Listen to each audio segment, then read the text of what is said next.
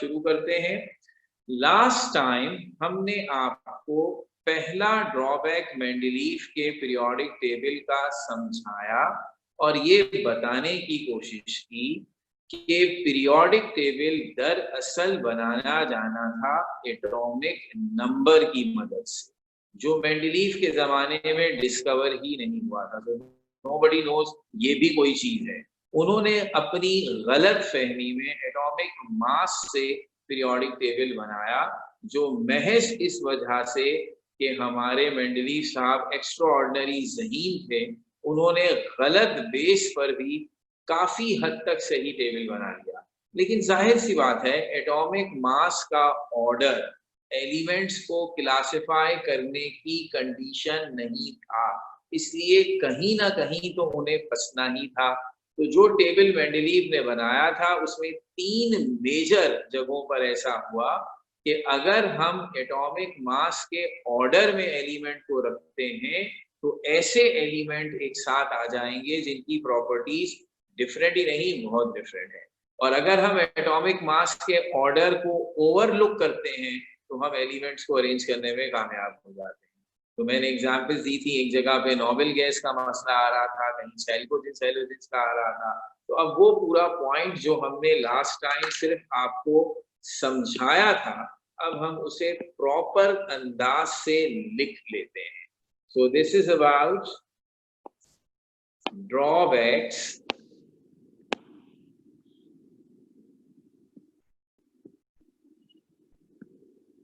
of Mendeleev's periodic table। पहला और बहुत अहम point, wrong position of elements। So there were few elements which were placed wrongly according to his law। तो क्या लिखेंगे? He placed few elements of higher atomic mass before the elements of lower atomic mass which was against his periodic law। So he placed few elements of higher atomic mass before the elements of lower atomic mass which was against his periodic law। Because उसके periodic law के हिसाब से elements must be arranged according to their increasing order of atomic mass। यानी you should place those elements first which have lower atomic mass followed by those which have higher। तो higher वाले को बाद में और lower वाले को पहले रखना है। लेकिन कुछ जगहों पर उसने इसको फॉलो नहीं किया और हायर वाले को पहले रखा, लोअर वाले को बाद में रखा, क्योंकि ऐसा करने से उसे सही ऑर्डर मिल रहा था, यानी सिमिलर एलिमेंट साथ में आ रहे थे। और अगर अपना लॉ फॉलो करता तो सिमिलर एलिमेंट डिसिमिलर एलिमेंट्स के साथ आ जाते। जैसे ये थी वो एग्जाम्पल जो हमने सुनी हुई थी कि इसने क्या किया, ही प्लेस्ड ऑर्गन जिसका एटॉमिक मास है 39.9 to be exact, before potassium 39.1। तो इसने 39.9 ऑर्गन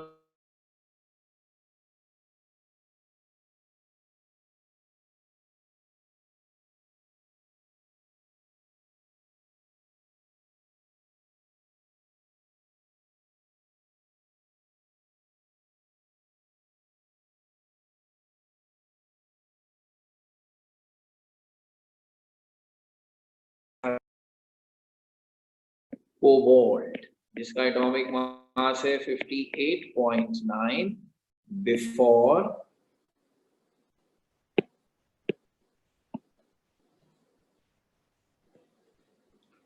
निकेल 58.7।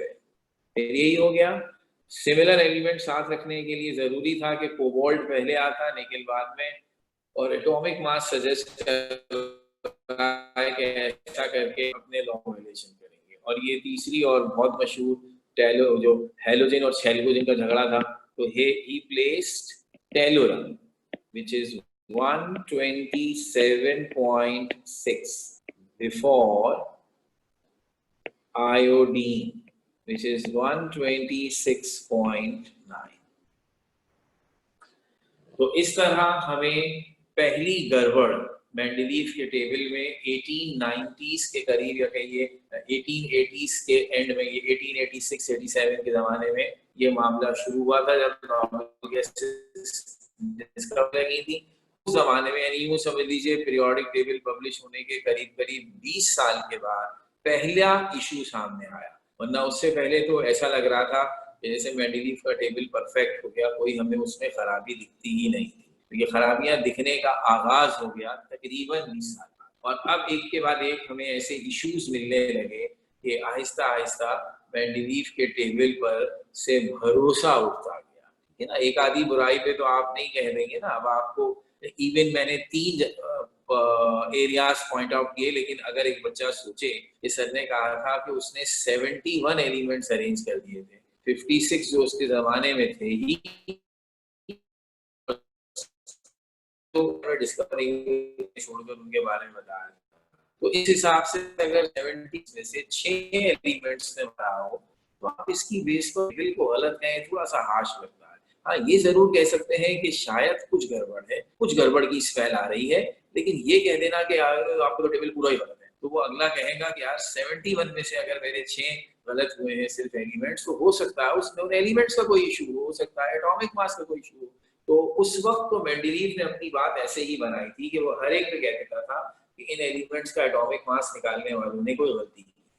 लेकिन जाहिर सी बात है, वो बात जब क्रॉस चेक की गई, 2-4 साल और लगे उस पर, तो हर एक ने कहा नहीं भाई इधर नहीं है गलती, जहाँ थी वहां हमने आपको बता दी।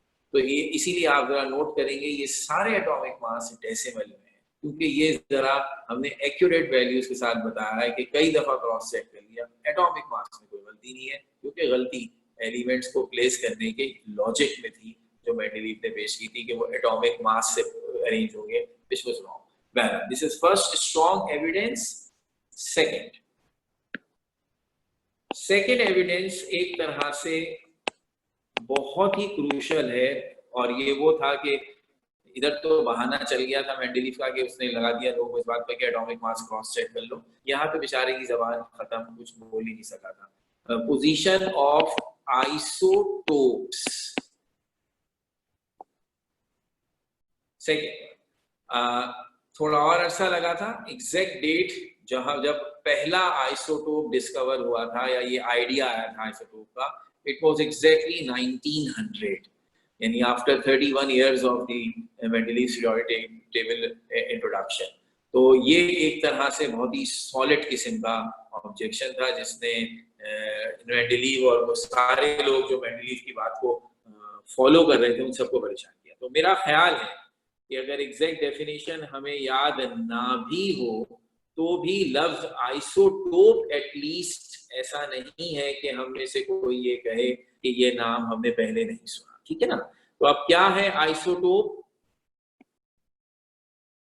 हम इसे यूं डिफाइन करते हैं कि atoms of same element with same atomic number and different mass number. ये डेफिनेशन 9th से सुनते हुए आ रहे हैं, और मजेदार बात ये है ये 9th की केमिस्ट्री में थी, मैट्रिक की फिजिक्स में भी आई, न्यूक्लियर केमिस्ट्री फिजिक्स पढ़ते हुए, और अब फिर फर्स्ट ईयर की केमिस्ट्री में भी इसका तस्करा आया, और अब सेकेंड ईयर की केमिस्ट्री में भी पढ़ेंगे, फिजिक्स में भी पढ़ेंगे। तो ये तो इतना लफ्ज इस्तेमाल होगा, ऐसे एटम जो एक ही एलिमेंट के हैं मगर उनका मास नंबर या एटॉमिक मास अलग है। तो अब इसका क्या मतलब हुआ, जरा मैं उस सिनेरियो में बताऊं जिस सिनेरियो में इस वक्त हम काम कर रहे हैं, 1890 का जो जमाना है। जो स्ट्रॉन्ग कॉन्फिडेंस हर साइंसदान का था वो किस बात पे था, क्योंकि there was no atomic number ना, वो सब ये जानते थे कि हर एलिमेंट का एक यूनिक एटॉमिक मास है और वही उसकी आइडेंटिटी है। यानी अगर कोई मुझसे ये कहे कि कार्बन एक एलिमेंट है, उसको डिफाइन कीजिए, तो मैं यूं डिफाइन करूं कि कार्बन एक ऐसा एलिमेंट है जिसके सारे एटम्स का मास 12 है। यानी एटॉमिक मास से हम हर एटम एलिमेंट को पहचानते थे। जिसका मास 12 है वो कार्बन होगा। अब जिसका मास 12 के अलावा कुछ और किसी और एलिमेंट का एटॉमिक मास 12 नहीं हो सकता। 12 है तो कार्बन है, 14 है तो नाइट्रोजन है, 16 है तो ऑक्सीजन है, 1 है तो हाइड्रोजन है, 4 है तो हीलियम है। ये उस जमाने में बहुत स्ट्रॉन्ग हमारा ये कहना चाहिए ईमान हो गया था इस बात पर कि each element would have its own and it's specific atomic. तो एटॉमिक मास हर एलिमेंट की आइडेंटिटी हो गया। सही हो गई बात। अच्छा, अब दूसरे नंबर पर क्या बात होगी? दूसरे नंबर पर ये बात हो गई कि जैसे आइसोटोप डिस्कवर हुए, ये पूरी कहानी डिस्कवर होने की पूरी स्टोरी आप इस सिलेबस में है। इलेक्ट्रो वाला चैप्टर किया है, वो 12 चैप्टर 14 जब आप पहुंचेंगे जे थॉमसन एक्सपेरिमेंट है जो डिस्कवर हुए थे, पूरी तफसील से उधर पढ़ाया जाएगा। तो जाहिर सी बात है अभी उसका कोई ताल्लुक नहीं। उसने जब ये एक्सपेरिमेंट किया, what ever the apparatus and what ever the logic was that, उसे क्या तासुर मिला कि हाइड्रोजन के एलिमेंट में दो अलग अलग एटॉमिक मास आ रहे हैं। हाइड्रोजन के ज्यादातर एटम्स का एटॉमिक मास 1 है और कुछ हाइड्रोजन में मिलावट हो गई है, जाली एटम आ गए जिनके एटॉमिक मास 2 है। तो मास उनका 2 है लेकिन सारी बातें वही है जो हाइड्रोजन की है, उसमें जैसे एटॉमिक मास 1 वाला दिखाता है। वो परेशान हो गए क्योंकि उनका तो अकीदा बना हुआ था कि अगर एटॉमिक मास होगा तो एलिमेंट्स की प्रॉपर्टी चेंज हो जाएगी, नया एलिमेंट बन जाएगा। और उनका एक्सपेरिमेंट उन्हें बता रहा था कि हाइड्रोजन एलिमेंट में सारे एटम्स का मास 1 होता है, ज्यादातर एटम्स का मास 1 होता है, लेकिन थोड़े थोड़े एटम्स ऐसे भी हैं जिनका मास 2 है और 2 होने के बावजूद वो बिल्कुल हाइड्रोजन जैसे है, तो उनका कह दिया आइसोटोप है। इसका मतलब है आइसोटोप कह रहा है कि हर एलिमेंट का एटॉमिक मास फिक्स नहीं है, बल्कि एक ही एलिमेंट में एक से ज्यादा एटॉमिक मास हो सकते हैं। तो हाइड्रोजन के एटम 1 एटॉमिक मास भी रखते हैं, 2 एटॉमिक मास भी रखते हैं, 3 एटॉमिक मास भी रखते हैं, और ये तीनों कहलाते हैं, हमें याद आ जाए अगर 9th में एक दफा सुना था, प्रोटियम, ड्यूट्रियम और ट्राइटियम। ये 3 हाइड्रोजन के आइसोटोप हैं। इसका मतलब एक एलिमेंट में एक से ज्यादा एटॉमिक मास हो सकते हैं, एक्सपेरिमेंटली वेरीफाई हो गया। प्रॉब्लम ये आई कि अगर हो सकते हैं तो हर एलिमेंट के होंगे। हाइड्रोजन के आइसोटोप डिस्कवर हुए, फिर कार्बन के हुए। कार्बन का एटॉमिक मास क्या कहा? 12 होता है। हमने ऐसा कार्बन डिस्कवर किया जिसका एटॉमिक मास 13 है। तो इसमें परेशानी क्या? आप कहते हैं ठीक है कार्बन पार्ट 2 होगा। परेशानी ये है कि एटॉमिक मास कार्बन का 12 हो या 13 हो, प्रॉपर्टीज सेम है। तभी तो हम कह रहे हैं कि ये कार्बन है।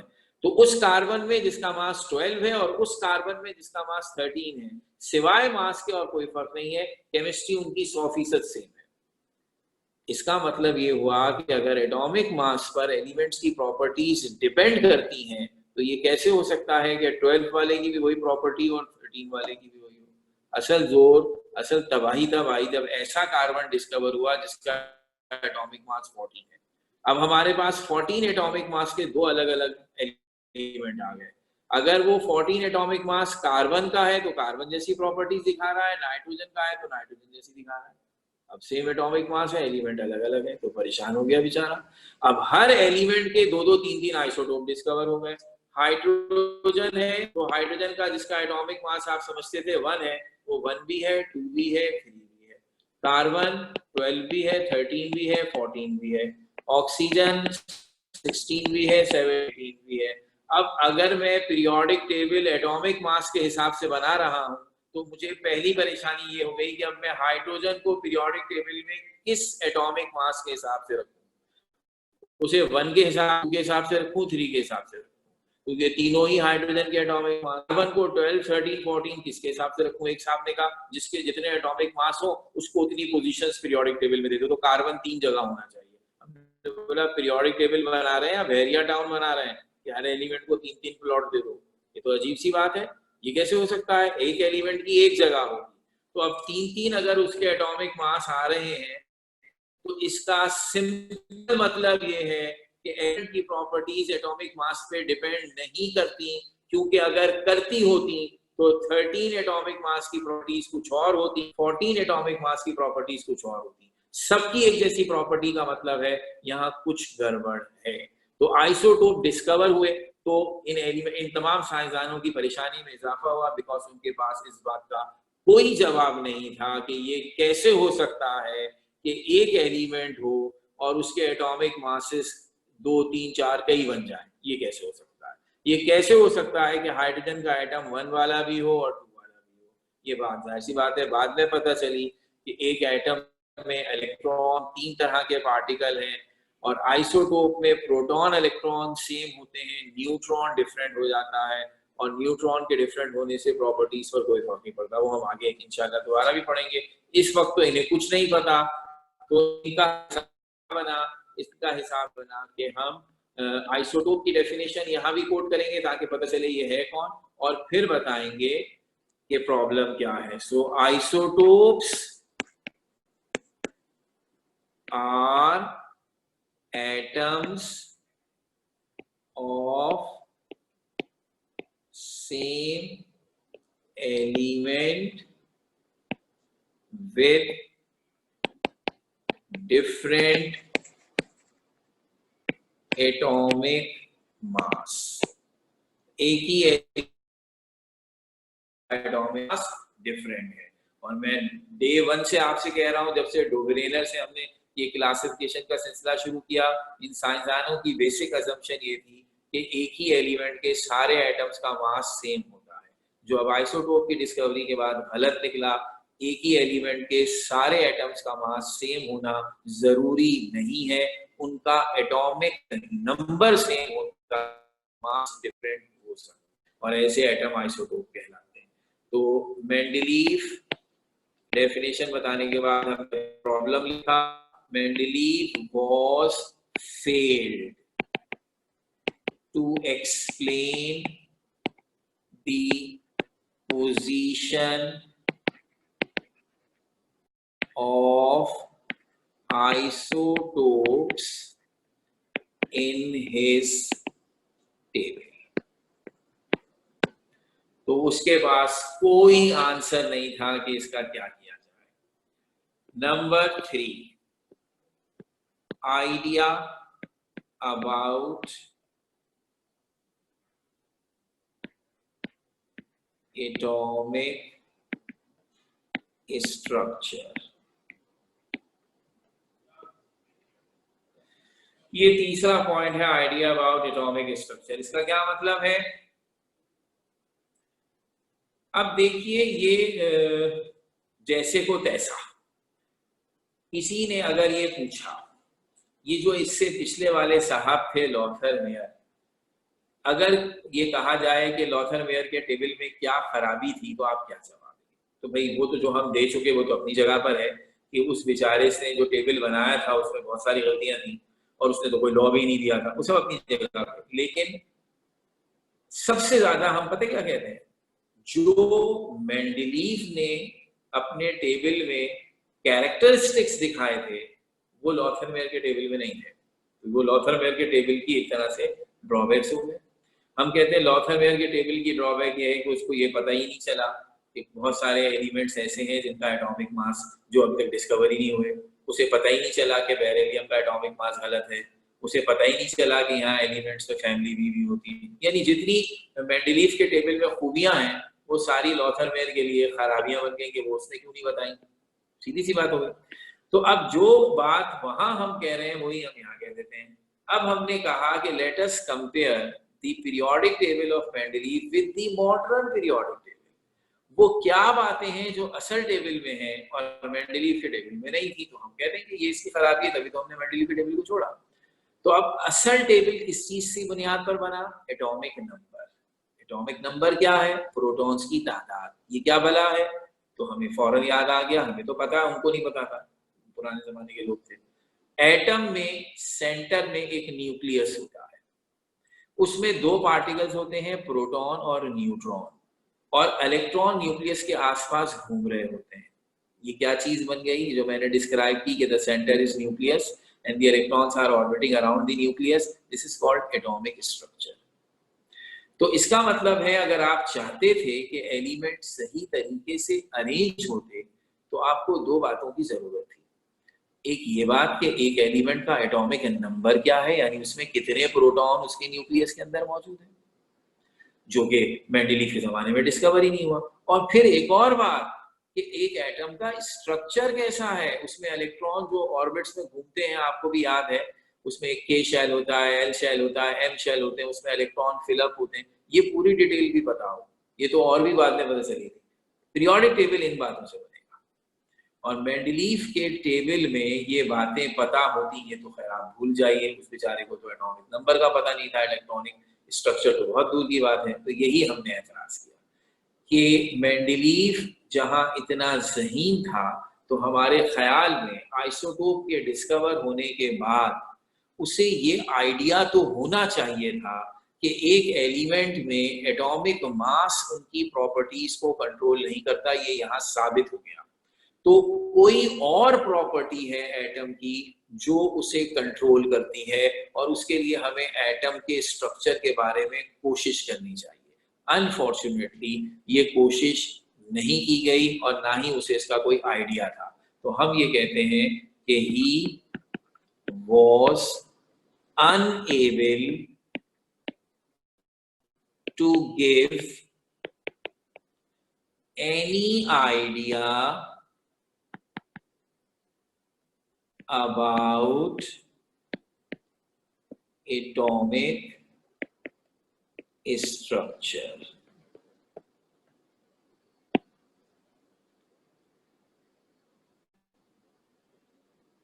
So as his table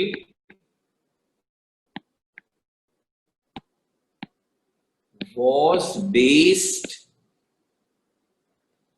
on atomic mass, चूंकि इसका टेबल एटॉमिक मास पर बेस करता था और उसे एटम के स्ट्रक्चर के बारे में कोई हल्का सा भी हिंट नहीं था, इसलिए वो अपने टेबल को एटॉमिक स्ट्रक्चर के साथ रिलेट नहीं कर पाया।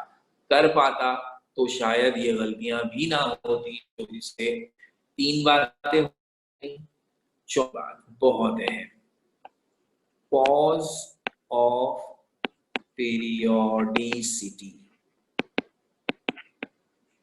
साइंस बड़ी मजे की चीज है जी, समझ के पढ़े तो गुजारा कर लें, रट्टे लगा लें, बस चल चलाव कर दें तो और बात है, समझे तो दीवाने हो जाए इसके।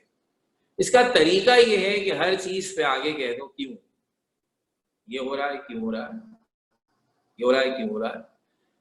बाज़ औक़ात फ्रस्ट्रेट हो जाता है आदमी अगर हर बात पे बिंदु के अंदाज से क्यों क्यों कहते रहें, लेकिन साइंस वाले इसे सीरियस लेते हैं, वो हर चीज की खोज में लगे रहते हैं और इस तरह नई नई बातें मालूम होती हैं। एलिमेंट्स क्लासिफाई करने की कोशिश शुरू हुई। पहला ख्याल आया कि ये एटॉमिक मास से की मदद से अरेंज होंगे।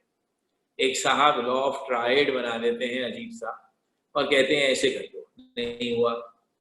दूसरे ने आइडिया दिया पीरियोडिक है ये एलिमेंट, अपने आप को सिस्टमैटिक अंदाज से रिपीट करेंगे। किसी ने म्यूजिक से रिलेट किया, किसी ने ताश के पत्तों से रिलेट किया और ये साबित करने की कोशिश की कि एलिमेंट्स पीरियोडिक है। अब तक जो बातें की उसमें इसमें तो कोई शक नहीं है कि ये हैं पीरियोडिक। अगर अभी कोई एतराज है तो सिर्फ इस बात पर कि उस पीरियोडिक पैटर्न को हम एटॉमिक मास से रिलेट करें या एटॉमिक नंबर से रिलेट करें, वो हमें आगे पता चलेगा, लेकिन ये है पीरियोडिक। तो जब ये तय हो गया कि एलिमेंट पीरियोडिक है, चाहे वो 7 के बाद 8 रिपीट हो या 8 के बाद 9 हो या व्हाटसोएवर, तो साइंस के तकाजों के हिसाब से आहिस्ता आहिस्ता लोगों ने पूछना शुरू किया, क्यों है एलिमेंट रिपीट करने वाले, क्यों ऐसा हुआ कि 7 के बाद जो 8th एलिमेंट आया वो फर्स्ट जैसा था, क्यों भाई, म्यूजिक थोड़ी है कि 8वां नोड हो ही नहीं सकता था इसलिए, और आप में 8वें तरह का एलिमेंट हो ही नहीं सकता था। नहीं, अगर 92 एलिमेंट है तो ये 92 के 92 अलग थलग हो सकते हैं, क्यों नहीं हुए, ऐसा क्यों हुआ कि एक ही तरह के एलिमेंट बार बार आने लगे, कोई तो लॉजिक देना, व्हाई दे हैव सिमिलैरिटीज, बड़ा इंपॉर्टेंट क्वेश्चन था। और ये वही वाली बात है, अब आपको एहसास होगा जब मैं इस सवाल का जवाब हासिल कर लूंगा फिर टेबल बनाने का मसला ही खत्म। फिर आपको मैं ये नहीं बताऊंगा कि फला साइंसदान ने मॉडर्न पीरियोडिक टेबल इस तरह बनाया था। जब आपकी समझ में आ जाएगा कॉज ऑफ पीरियोडिसिटी तो मैं और आप अपना टेबल बनाएंगे, मसला ही कोई नहीं। और ये हकीकत बता रहा हूँ, इस किताब में इतना बड़ा बड़ा डोब्रेनर का नाम है, इतना बड़ा बड़ा लॉथर में, न्यूलैंड, मेंडलीव, इनके नाम इतनी दफा इस्तेमाल हुए हैं। जिसने मॉडर्न पीरियोडिक टेबल बनाया उसका नाम भी एक जगह लिखा हुआ है, वो भी पता नहीं लिखा हुआ है कि नहीं लिखा हुआ है, दोबारा आज देखता हूँ लिखा भी है कि नहीं लिखा, क्योंकि उसकी अहमियत ही खत्म हो गई। जब कॉज ऑफ पीरियोडिसिटी हमें पता चल जाएगा तो फिर हम खुद टेबल बना सकते हैं भाई, फिर तो टेबल बनाने का कोई मसला ही नहीं था।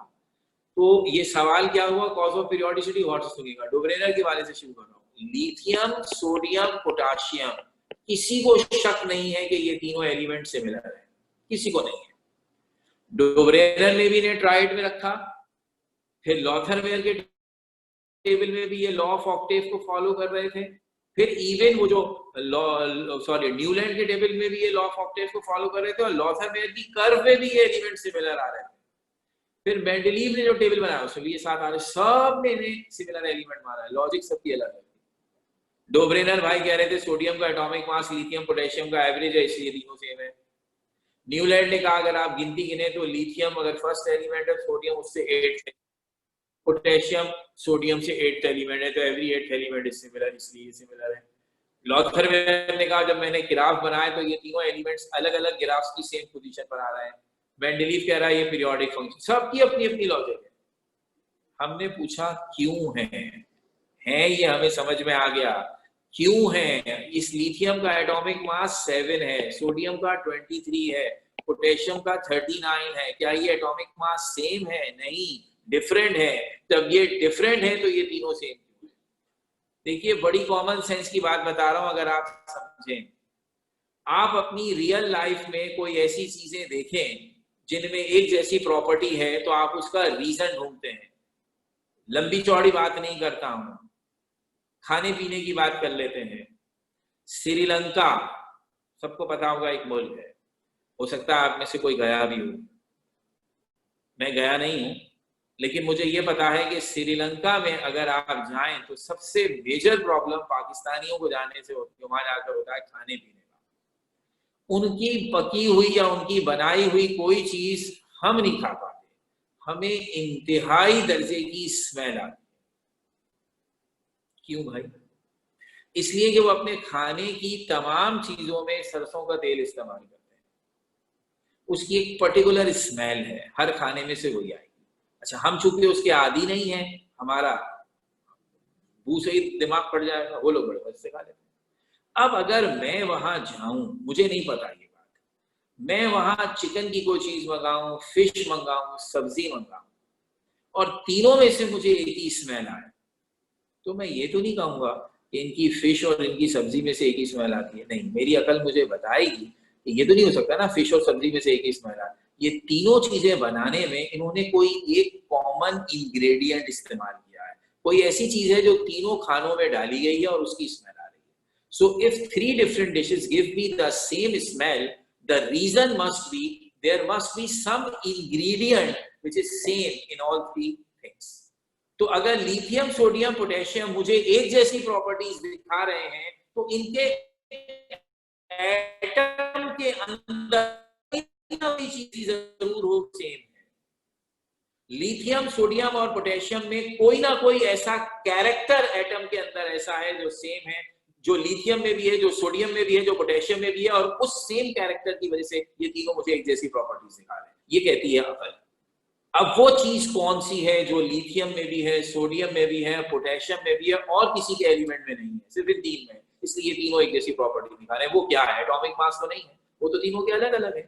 तो वो कौन सी छुपी हुई चीज है जो इनके एटम के अंदर है और सेम है, वो ढूंढनी है। वो है cause of periodicity. There must be some character of the atom which is similar between lithium, sodium, potassium. फरिश्तों को भी आइडिया नहीं था मेंडलीव के कि वो चीज क्या है, लेकिन जब हम मेंडलीव के सारी बुराइयां पढ़ लेंगे इंशाल्लाह नेक्स्ट क्लास तक, तो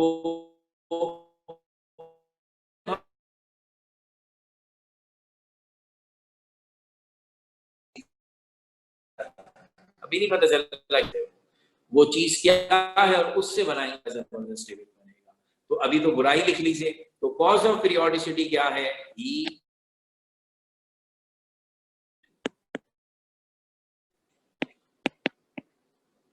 कॉज ऑफ पीरियोडिसिटी। सिंपल एक लाइन की बात हो गई। पांचवा नंबर, पोजीशन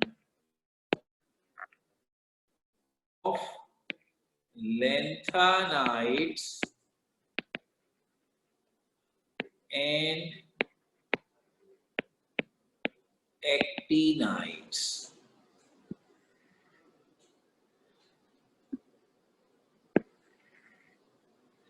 ये कुछ कुछ नाम आपने शायद सुने हुए, लैंथेनाइड्स एंड एक्टिनाइड्स।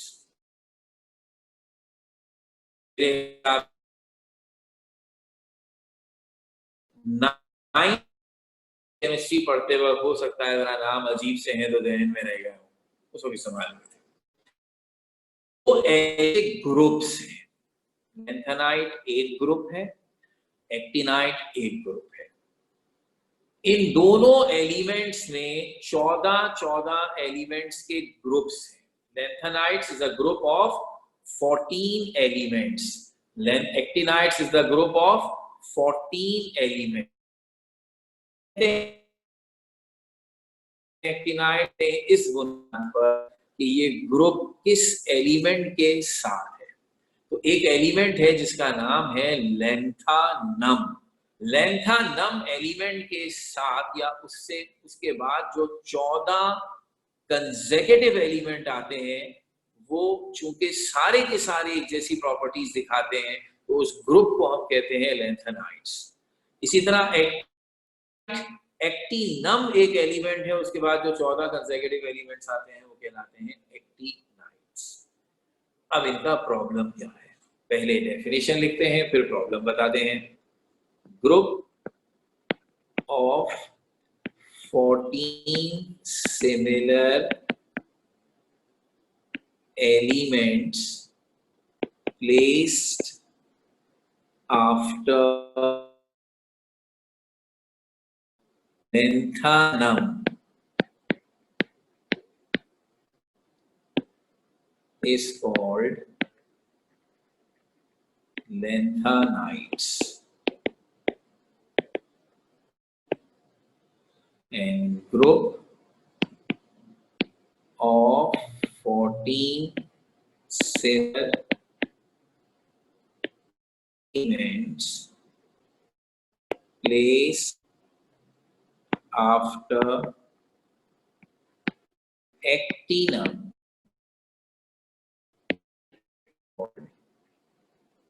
actinides.